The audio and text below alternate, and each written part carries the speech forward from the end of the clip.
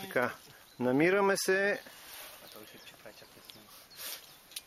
в Етрополския Балкан, над град Етрополе,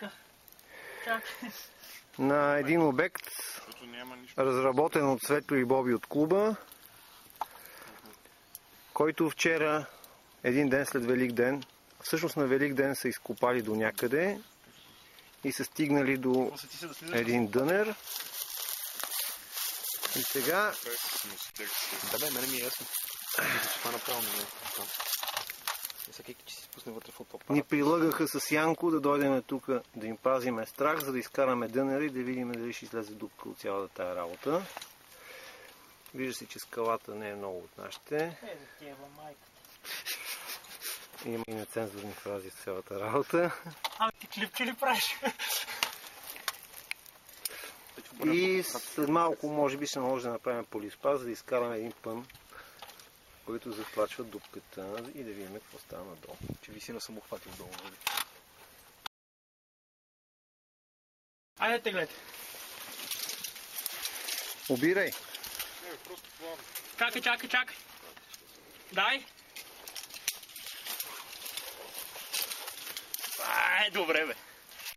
Чакай малко, сдръса да си измъкна от тук да не... Излез.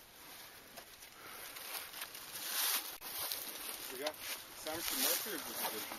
Чакай ли? Добре, давай. И добре, че не е камък, е пън. Да, добре, верно, това ако беше... Ако няма какво се кракна да си измъкна. Право си работа в момента.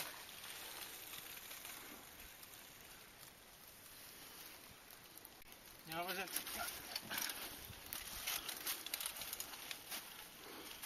Янко, сега с едно издърпване, аз ще до...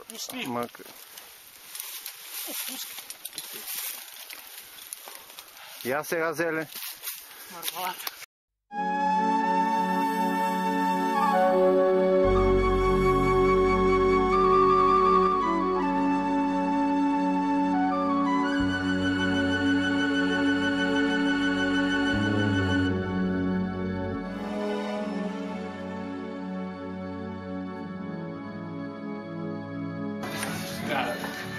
Здраве, Янко. Така зопим. Светлина, здраве.